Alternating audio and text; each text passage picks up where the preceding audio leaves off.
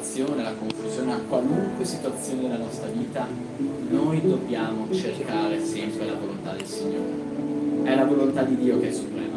La nostra volontà oggi ci sembra radicale, ci sembra fissa, rigida, e domani è già cambiata. La volontà di Dio era ieri, oggi e domani sempre la stessa. E quindi, fratelli, vi invito ad alzarvi e vi invito ad unirvi insieme alla lode in questo canto. Noi veneriamo il Re dei Re, il Signore dei Signori.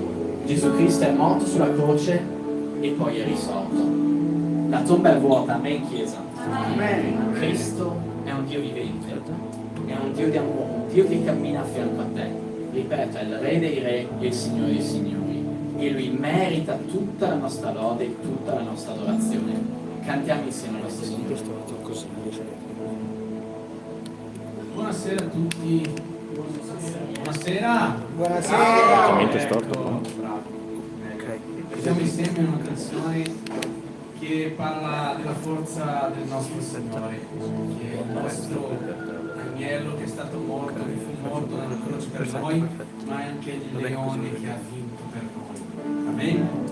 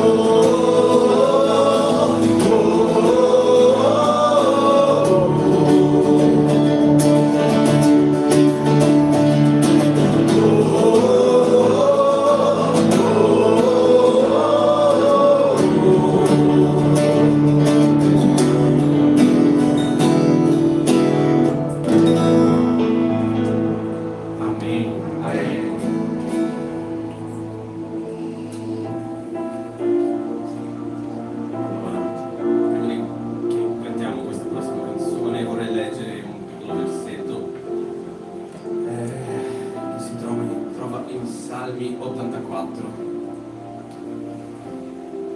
Oh, quanto sono amabili le tue dimore, o Eterno degli eserciti. L'anima mia langue e viene meno, bramando i cortili dell'Eterno. Il mio cuore e la mia carne mandano grida di gioia al Dio vivente. Anche il passero si trova una casa e la rondine un nido dove posare i suoi piccini presso i tuoi altari, o Eterno degli eserciti. Re mio, Dio mio, beati quelli che abitano nella tua casa e ti lodano del continuo. Beati quelli che trovano in te la loro forza, che hanno il cuore alle vie del santuario. Siamo qua riuniti questa sera per lodare a Dio. E quanto è buono essere nella casa di Dio, no? E sentirsi rinnovati come gli uccelli che trovano il suo nido nella sua casa, e noi troviamo il nostro nido qui nella casa di Dio. Amen. Lodiamo a Dio questa canzone che si chiama Beati.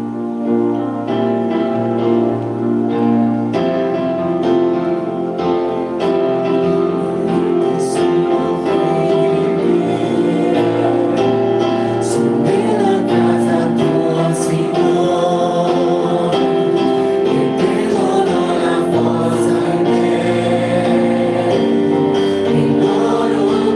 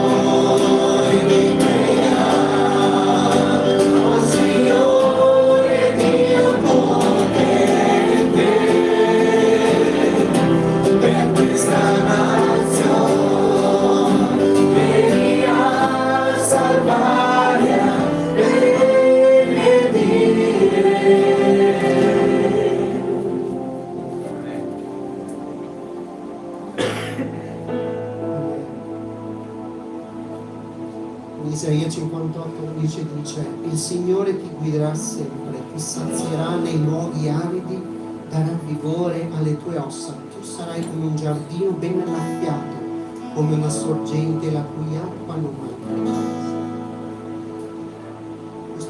Questo canto dice esattamente questo. Siamo qui per adorare il Signore, Lui ci riempirà con la sua sorgente, saremo la sorgente di vita, di amore per Lui. Innalzeremo le nostre voci, adoreremo il Signore perché Lui ci rinnova ogni giorno, la sua parola si rinnova ogni giorno dentro di noi. Questo canto è nuovo, conosciuto da alcuni, e dice esattamente che io sarò come un giardino tuo bagnato e curato per il tuo spirito, ed egli vive in me come una sorgente di amore che nasce dentro di me e porta la vita.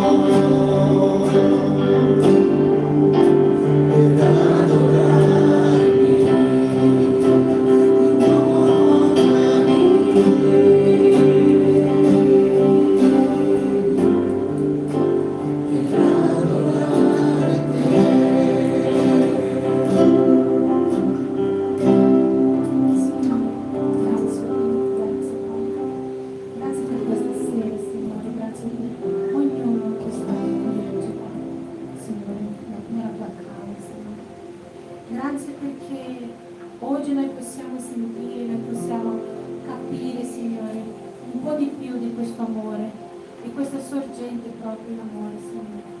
Noi possiamo sentire nel nostro cuore, Signore, in un modo, Signore,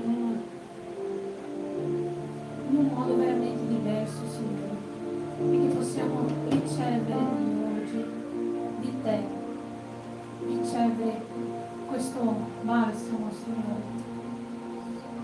per curarci, Signore. Noi possiamo, Signore, capire, Signore, un po' di più di questo amore, perché noi siamo niente, noi siamo polvere, ma Tu, oh Signore, Tu ci ami tanto, tanto, tanto, Signore. È un amore inesplicabile, Signore, non possiamo capire, Signore. E così io chiedo, Dio, che il Tuo Spirito Santo venga, Signore, in ogni cuore qua, Signore, e che questo Spirito Santo possa, Signore, farci capire questo amore, che questo amore ci possa curare, Signore, guarire, Signore, nel nome di Gesù. Amen. Amen. Amen.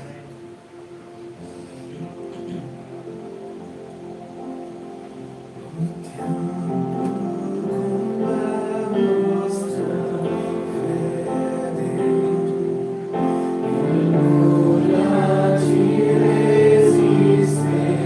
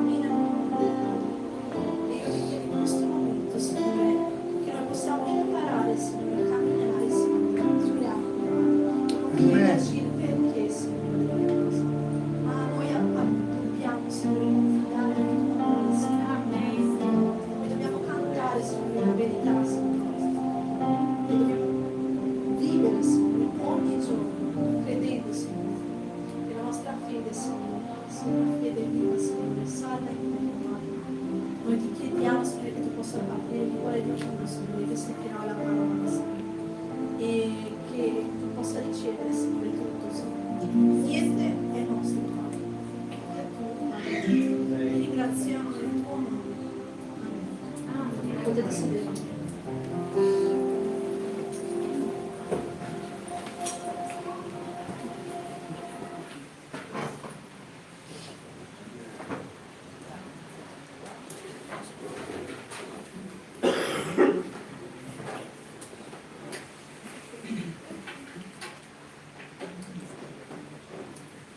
Ok. Fa piacere che a Belluno, una delle sedi che frequento meno, ma finalmente un tavolo alla mia altezza. Sono molto orgoglioso di questo. Sempre un piacere venire qui a Belluno, sempre un piacere vedere i miei fratelli, sentire magari l'aria un po' più fresca, perché dove laggiù a Conegliano, comunque là vicino, il caldo si sente, perciò per me è sempre un piacere avere una scusa per venire qui sopra. E vorrei innanzitutto chiedervi qua dei giovani, perché questo è un culto giovani, vero? Ci lavoreremo. Ok, in questo culto giovani io vorrei chiedere ai giovani, no, alle persone giovani che magari sono più connesse digitalmente al nostro mondo, quanti di voi vedono il telegiornale qua? Prossima domanda. Quanti di voi leggono il giornale magari? Dai. Prossima domanda.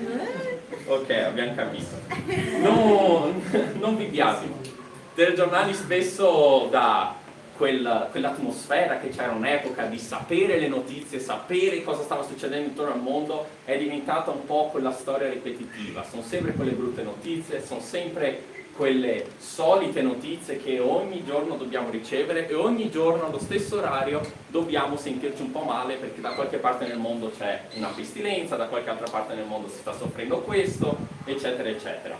E vorrei proprio iniziare con un testo che si trova in Matteo 24, se avete le vostre Bibbie potete aprirle, se avete i vostri telefoni potete entrare dentro l'applicazione, e in questo testo di Matteo 24 lo reputo molto interessante perché questo è Gesù che sta parlando ai propri discepoli, è appena stato cacciato via da Gerusalemme per via delle sue idee, per via di quello che predicava, e in particolare nel capitolo precedente, nel 23, finisce con Gesù che, rivolto verso gli ebrei che lo stavano cacciando, gli disse: guardate, questo tempio, questa piazza, tutto quello che vedete, qua non rimarrà nient'altro che pietra diroccata.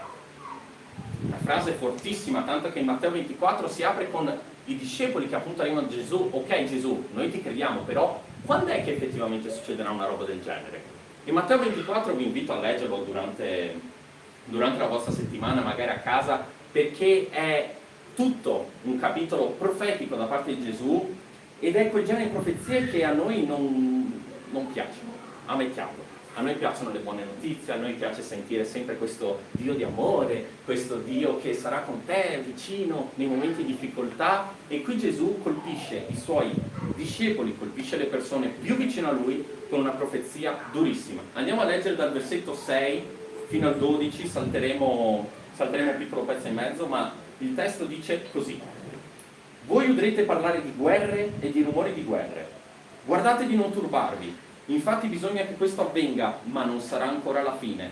Perché insorgerà nazione contro nazione e regno contro regno. Ci saranno carestie e terremoti in vari luoghi, ma tutto questo non sarà che principio di dolori. Allora vi abbandoneranno all'oppressione, vi uccideranno e sarete odiati da tutte le genti a motivo del mio nome. Allora molti si svieranno, si tradiranno e si odieranno a vicenda, poiché l'iniquità aumenterà, l'amore dei più si raffredderà. Preghiamo affinché il Signore possa illuminarci attraverso questo testo. Ti ringraziamo, Padre, per questa opportunità che abbiamo di riunirci tutti insieme. Ti vogliamo lodare, vogliamo onorarti, vogliamo onorare il tuo nome attraverso la tua parola, attraverso le nostre lode, attraverso la nostra comunione fraterna. Perciò ti prego, Padre, di benedire questo momento, di benedire questo luogo, affinché possa veicolare il tuo spirito, affinché la tua verità possa essere proclamata, affinché il tuo messaggio possa raggiungere i nostri cuori. Tutto questo noi ti chiediamo in nome di Gesù. Amen. Un testo, possiamo dire, durissimo. Durissimo anche perché è interrotto svariate volte da delle pause di Gesù. Questo testo, se potete notare, ha dei momenti in mezzo.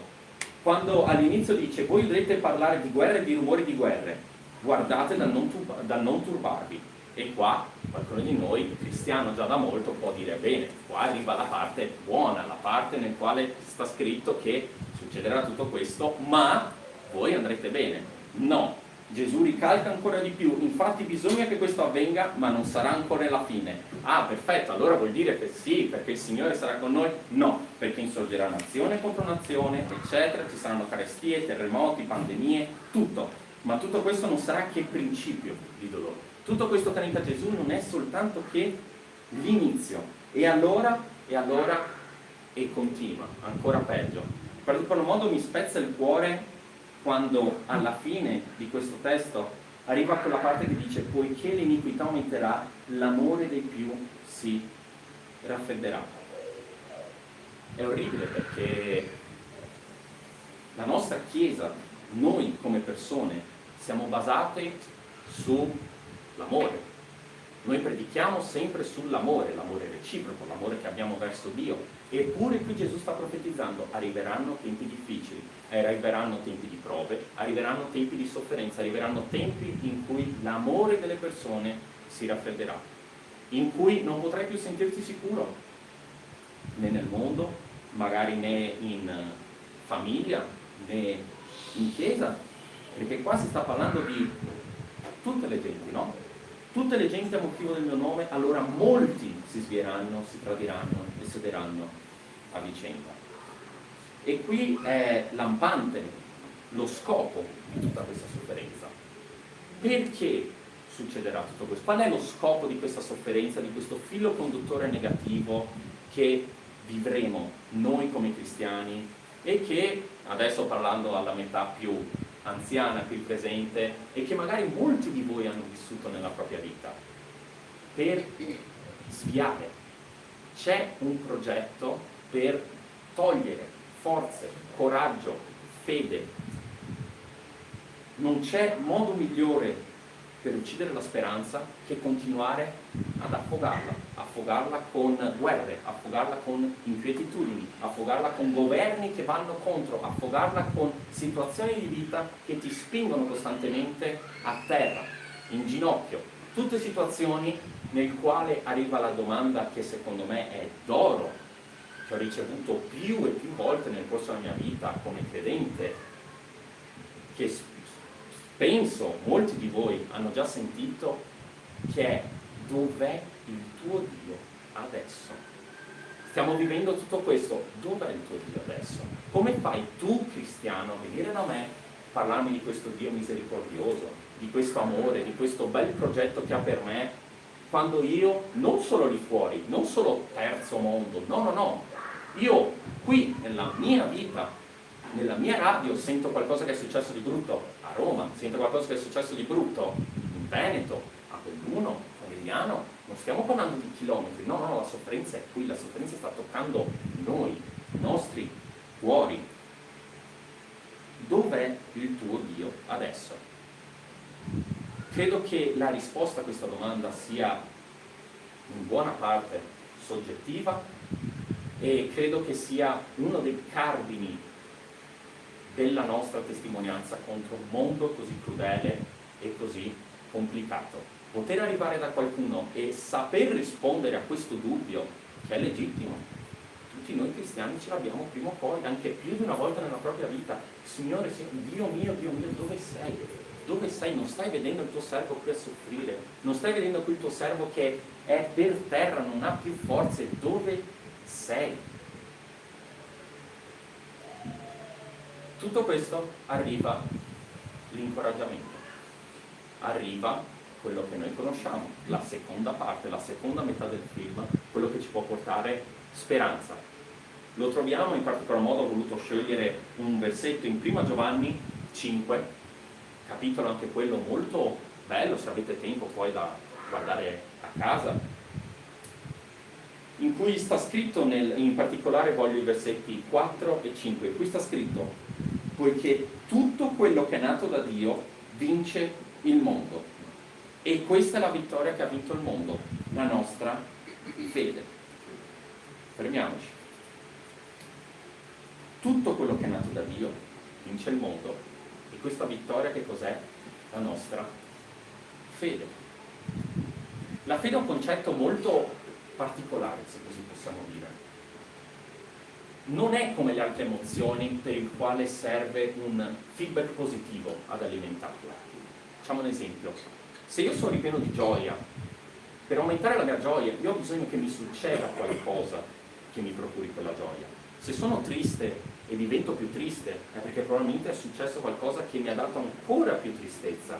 Eppure la fede è un sentimento che va controcorrente. La fede, come la vittoria in questo caso del Signore che vince il mondo, è qualcosa che nei nostri cuori sembra diventi più forte quando dobbiamo affrontare le difficoltà. Sembra che una volta usciti da quella difficoltà la nostra fede sia in qualche modo trasformata, sia in qualche modo alzata di livello per affrontare poi altre difficoltà che abbiamo nel futuro. Molti di noi qui stasera possono testimoniare a un proprio fratello e dire: sì, io ero in quell'abisso, io ero in quel posto orribile, io ero in quella situazione nella quale pensavo che non ce l'avrei mai fatta, eppure sono qui oggi. Eppure ho avuto fede, ho perseverato e oggi sono qui. Oggi sono qui come un figlio migliore, oggi sono qui come un fratello migliore, un padre migliore. C'è qualcosa di insito dentro di noi che una volta che superiamo queste difficoltà ci fa guardare indietro con una sorta di sentimento positivo, con una sorta di incoraggiamento, una sorta di ce l'ho fatta. Continuando il versetto sta scritto: chi è che vince il mondo se non colui che crede che Gesù è il figlio di Dio? Perciò abbiamo la soluzione, la vittoria contro queste difficoltà, contro tutte le profezie che abbiamo sentito, contro guerre, rumori di guerre, contro carestie, contro perseguitazioni. Abbiamo la risposta in tutto questo per la nostra fede. Fede. Fede che possiamo usare per vincere il mondo. E il versetto 5 continua dandoci anche uno stimolo extra con quel: chi è che vince il mondo se non colui che crede che Gesù è il figlio di Dio? Io ho una stupenda notizia per te, forse qualcuno te l'ha già data, forse questa è la tua prima volta, ma io voglio dirti che se credi in Gesù Cristo, figlio di Dio, Messia, che è venuto per toglierti dal peccato, complimenti, è la vittoria, tu vincerai, punto, senza se, senza ma. E qui mi sono un attimino fermato perché, nonostante possa sembrare un versetto molto chiaro, no? Colui che crede che Gesù è il figlio di Dio, perfetto, io credo, allora sono a posto. Volevo un approfondimento a riguardo di questo versetto, e lo possiamo trovare comodamente nei versetti subito prima, sempre in prima Giovanni 5, i primi versetti, nel quale è interessante perché mette in comune e unisce dei concetti che possiamo rivedere molte volte nelle vostre Bibbie. Sta scritto: chiunque crede che Gesù è il Cristo è nato da Dio, e chiunque ama colui che ha generato ama anche chi è stato da lui generato. Da questo sappiamo che amiamo i figli di Dio, quando amiamo Dio e mettiamo in pratica i suoi comandamenti. Come vedete è un concetto abbastanza circolare, è un concetto che richiama se stesso, no? Chi ama Dio ama le sue creature. Chi ama le creature ama Dio. Molto semplice. E poi, più avanti, come sappiamo che siamo figli di Dio? Com'è che sappiamo che noi siamo sue creature? Dall'amore che riponiamo in Dio e che riponiamo nei suoi comandamenti. L'amore che riponiamo in Dio è lo stesso amore che noi riponiamo nelle sue creature. Come vedete è un concetto che richiama continuamente un altro. Ama Dio e sarai automaticamente figlio di Dio. Se sei figlio di Dio, automaticamente sei amato da Dio. Sei amato attraverso i suoi comandamenti, attraverso le sue benedizioni e attraverso ogni tanto, sfortunatamente, anche con le sue afflizioni. Perché in testo di Matteo 24, una profezia di Gesù, Gesù non l'ha detto ai monti, non l'ha detto in un momento al quale stava avvisando il mondo che tempi più difficili sarebbero venuti. No, lui stava parlando con i suoi più stretti, probabilmente i 12, quei 12 che l'avevano seguito, quei 12 che l'avevano visto soffrire, quei 12 che avevano camminato chilometri e chilometri e chilometri insieme a lui.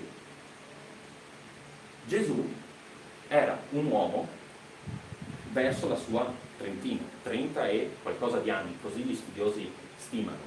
Ora, immaginate un uomo che ha passato i precedenti anni di vita con questi compagni di vita, girarsi e dire: arriveranno tempi di prova, tu soffrirai carestie, tu soffrirai guerre, verranno ad ucciderti, tutto perché avete voluto amare me. Ma nonostante tutto questo, arriva la buona notizia che è vittoria. Ma tu vincerai tutto questo. Tu vincerai guerre, tu vincerai rumori di guerre, tu vincerai le brutte notizie che arriveranno al telegiornale, tu vincerai le brutte notizie che arrivano da amici vicino a te, tu vincerai tradimenti, tu vincerai afflizioni. Perché? Perché tu credi in Gesù. E chi è Gesù se non quello che vince il mondo? È attraverso la nostra fede che noi potremo vincere il mondo. E qui io la potrei anche, come dire, chiudere, no? Chiudere il messaggio. C'è stato il momento chiaro di disperazione, la brutta notizia, subito dopo è arrivata la soluzione, c'è la fede, attraverso la fede tu avrai la vittoria. Molto bene, potrei chiuderla qui, andate in pace, è stato bellissimo. Ma tutto questo non risponde la domanda che credo tutti noi ci potremmo fare all'inizio di Matteo 24. Ok, sì, arriveranno guerre e io le vincerò, gloria a Dio. Perché? Ma perché?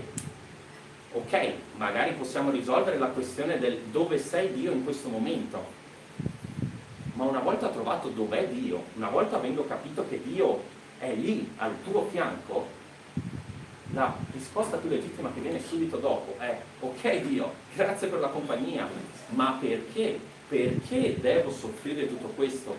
Perché io devo sopportare tutto questo? Al che arriva la risposta da parte del Vangelo, che qui entriamo nel ramo della pazzia, della completa pazzia per questo mondo.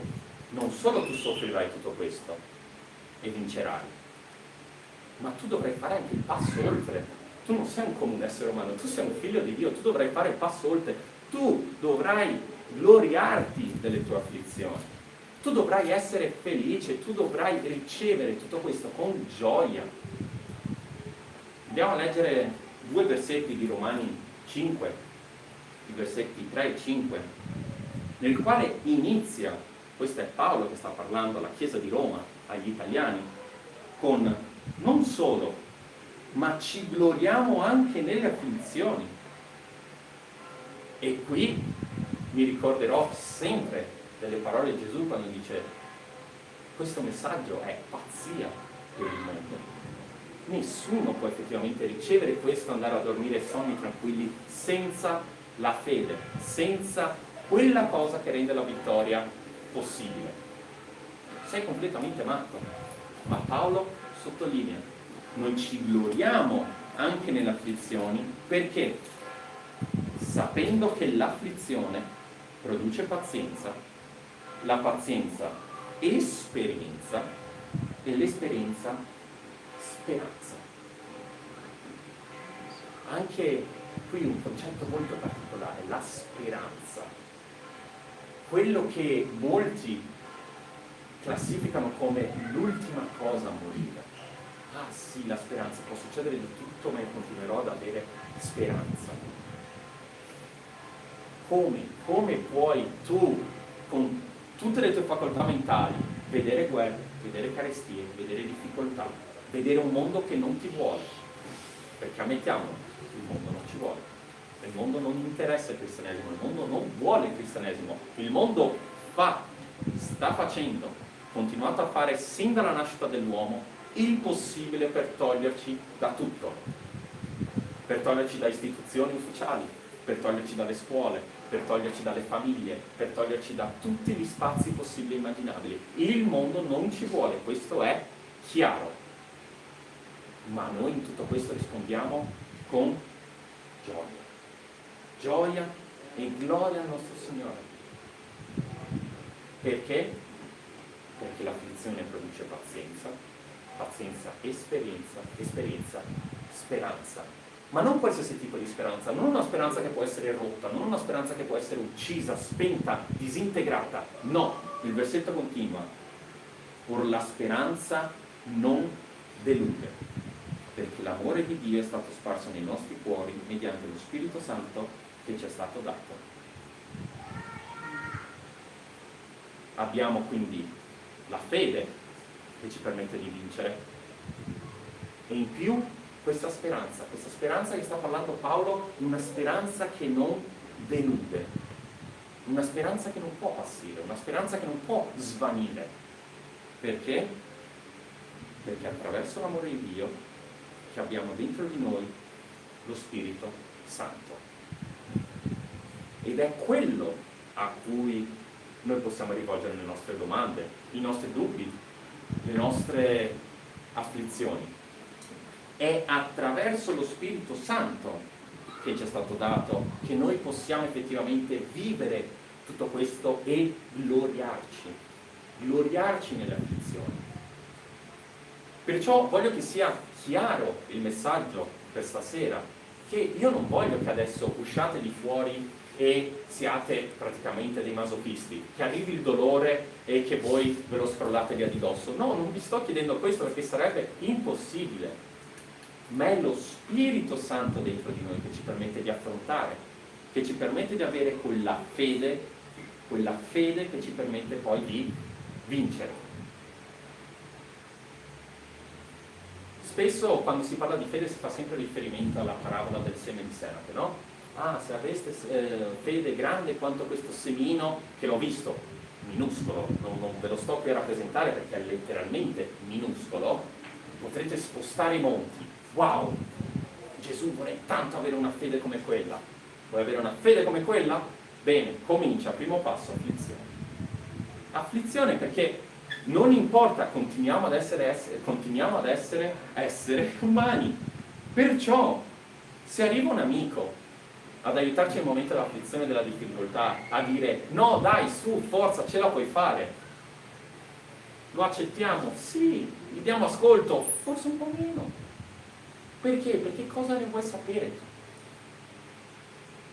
tu? Eppure, quando ascoltiamo testimonianze, sia qua dal pulpito, oppure ne avrete ascoltate magari online, magari libri, grandi uomini di fede che hanno fatto cose incredibili, che sono passati in mezzo alla guerra fredda per consegnare delle Bibbie, che sono ancora oggi lì in Cina, dove la gente muore per la propria fede, passando di casa in casa, bussando di porta in porta per predicare il Vangelo.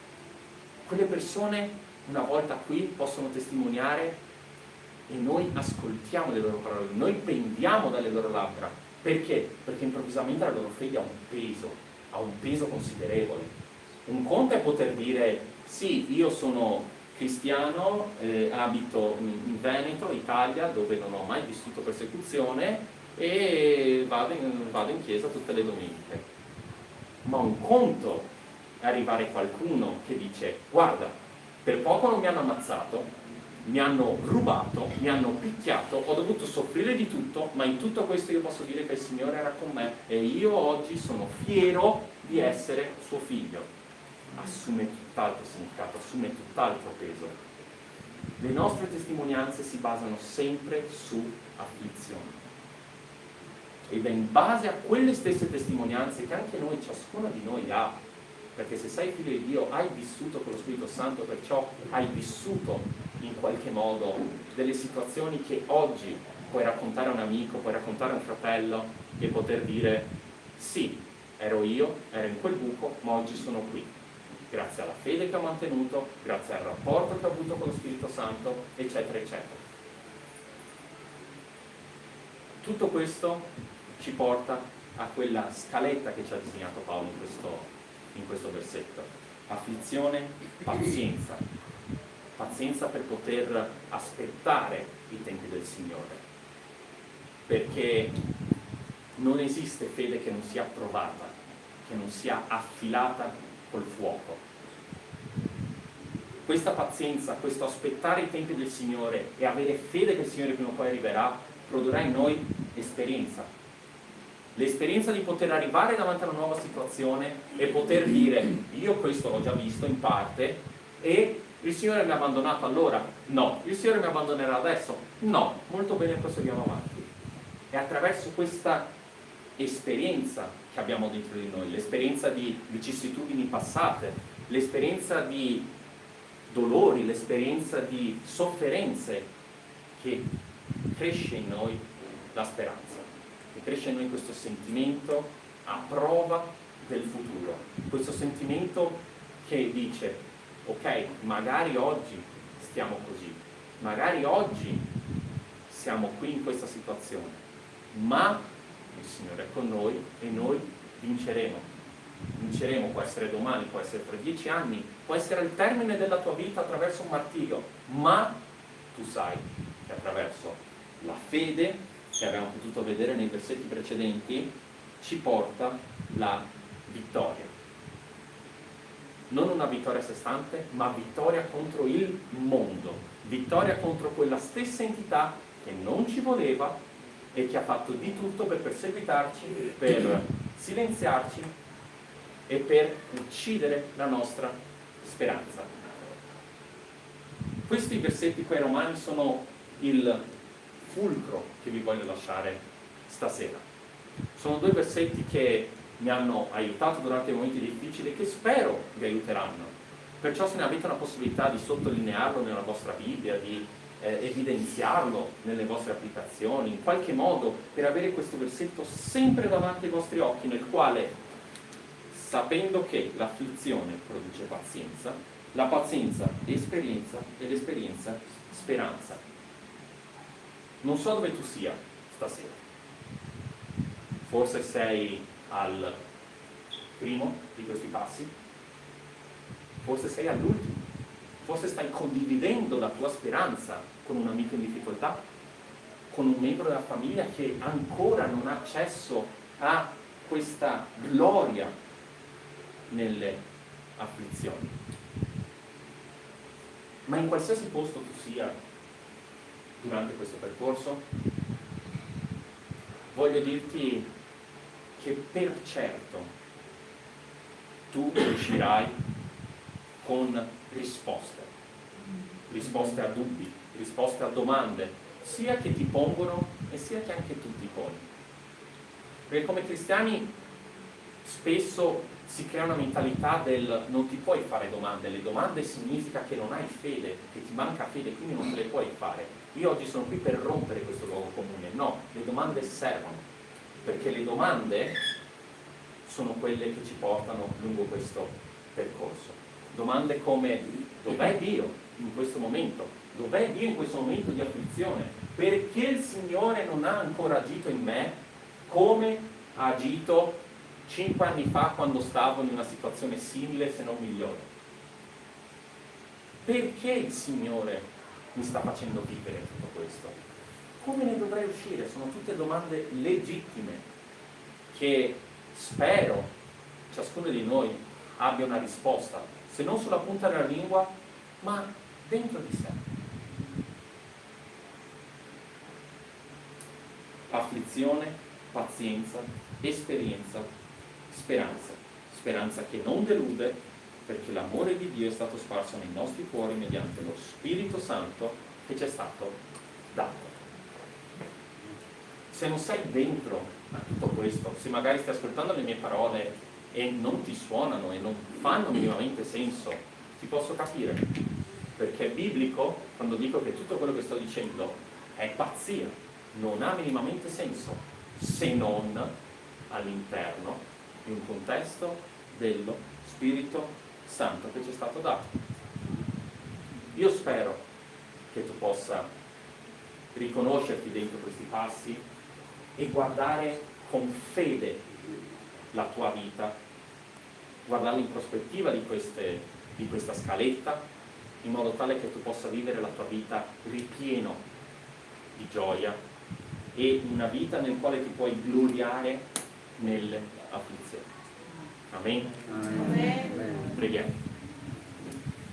Ti ringraziamo, Padre, per questo messaggio che ci hai dato, ti ringraziamo per la possibilità che abbiamo come fratelli di riunirci sotto lo stesso tetto per imparare di più sul tuo nome. Ti ringraziamo, Padre, per le afflizioni che permetti siano scaricate contro di noi e ti ringraziamo per le parole di incoraggiamento che ci fornisci durante quei momenti.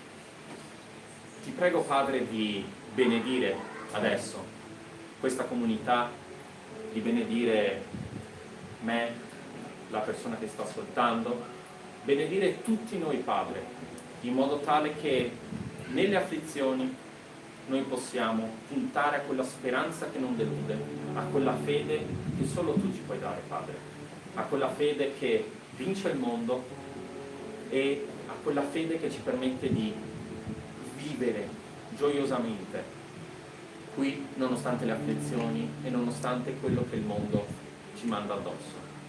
Ti prego, Padre, di fortificare la nostra fede nei momenti difficili e di utilizzare questi momenti difficili in modo tale che si possa creare in noi l'esperienza nel sapere che tu sei vicino, che tu sei con noi e che non ci abbandonerai mai. Tutto questo ti chiedo, Padre, in nome di Gesù. Amen. Lascio la parola ai miei fratelli della lode e in particolare nel momento di decime e di offerte che spesso abbiamo nei nostri culti, nel quale voglio ricordare che quando parliamo di decime e offerte non è esclusivamente denaro. Ci sono molte cose della nostra vita che noi possiamo offrire a Dio. Perciò vorrei lasciare questo momento, che sia un momento di santificazione verso il Signore, nel quale possiamo dargli indietro una piccola parte di quello che abbiamo già ricevuto. Amen. Siamoci in piedi in questo momento, aperti, decimi, se Dio ha toccato il tuo cuore, può fare qualcosa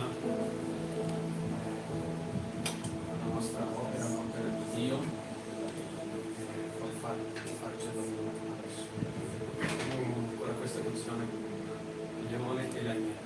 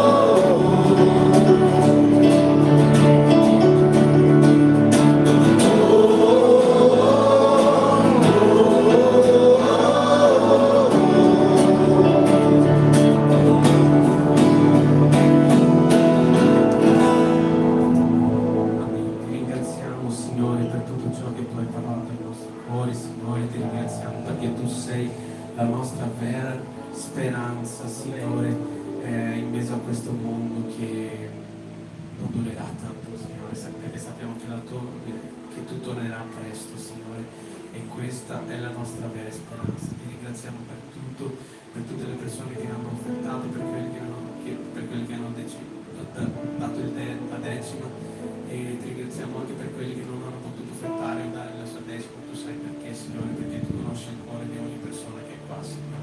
Aiutaci questa settimana che sta cominciando, Signore, sia con noi, sempre al nostro fianco, sempre guidandoci e mostrandoci dove dobbiamo andare, Signore. Per quello che ti ringraziamo, ti chiediamo questa sera, Signore, nel tuo nome. Amen.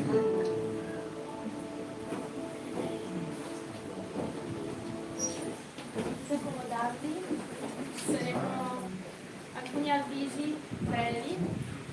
Vi ricordiamo che domani ci sono i culti sia a Belluno che a Treviso alle 10:30 e a Conegliano e a Padova alle 18.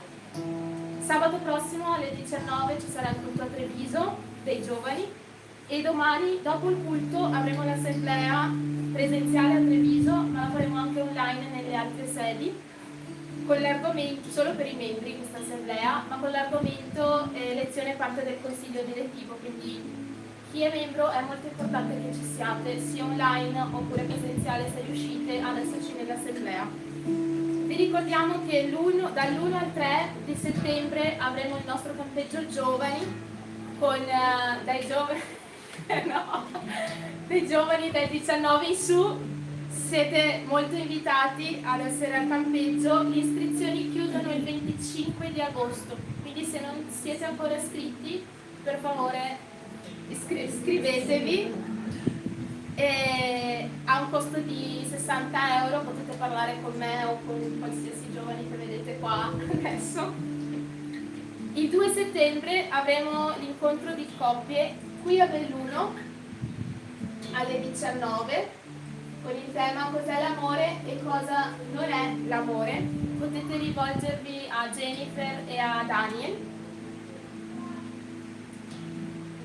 E invece dal 20 al 22 scusatemi, di ottobre avremo il nostro convegno delle coppie, solo per coppie sposate, con un investimento di 260 euro per coppia lì nel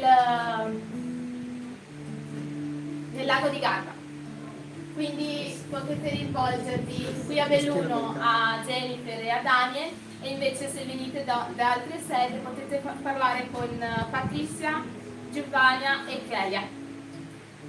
E per ultimo il 9 settembre avremo il nostro Rallegrati alle 18:30 lì a Bolzano a Treviso, quindi siete caldamente invitati ad essere lì con noi. Penso sia tutto, vero Pastor?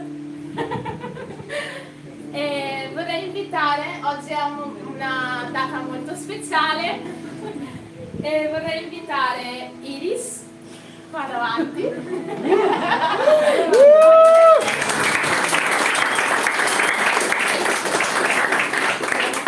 Oggi è il suo compleanno e il 23 è il compleanno di Romolo.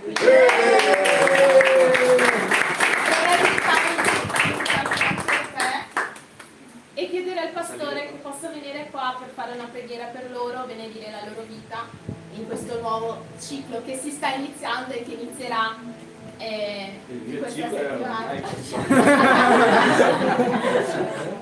19 anni già puoi andare a vedere. Magari. Preghiamo per loro. Quanto è bello ricordare un compleanno, è una festa, è una gioia per tutti noi. Preghiamo.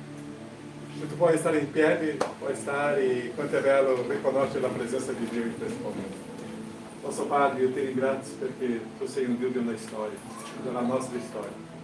Ti ringrazio, Padre, perché in un momento della storia tu hai pensato e hai creato la vita di Iris, tu hai pensato e creato la vita di Romolo. Ossia la loro storia, Padre, fanno parte della tua storia. E quanto è bello, Padre, sapere questo, Padre, perché è un progetto tuo. Non è una casa, ma è un piano, è un sogno E tu hai avuto questo sogno per la vita di Iris, un sogno per la vita di Romulo. E ora, Padre, loro sono qui per ringraziarti. E quanto è bello riconoscere, Padre, che loro ti hanno riconosciuto come Signore e Salvatore. Quanto è bello sapere, oh Padre, che loro hanno riconosciuto la tua presenza nella loro storia. E continua a benedirli, oh Padre, continua a benedirli, e che loro possano sempre seguire questa strada con te, questa strada di libertà, di vita, di gioia. Io ti ringrazio, la vita di Iris è tua. Benedici, fortifica, Padre, e che lei possa vivere sempre questa grandezza e questa gioia in te. La vita di Romulo è tua. E ti ringrazio, Padre, perché lui vive in te e per te. E grazie perché lui ha consacrato la sua storia a te. E benedici lui, oh Padre, con tutta la sua famiglia. E che loro possano vivere sempre questa intensità con te. Queste vite appartengono a te, nel nome di Gesù. Amen, Signore. Dio lo benedica. Tanti auguri a te, auguri. Come si canta tanti auguri? Tanti auguri a te, tanti auguri a te, tanti auguri a te, tanti auguri a te.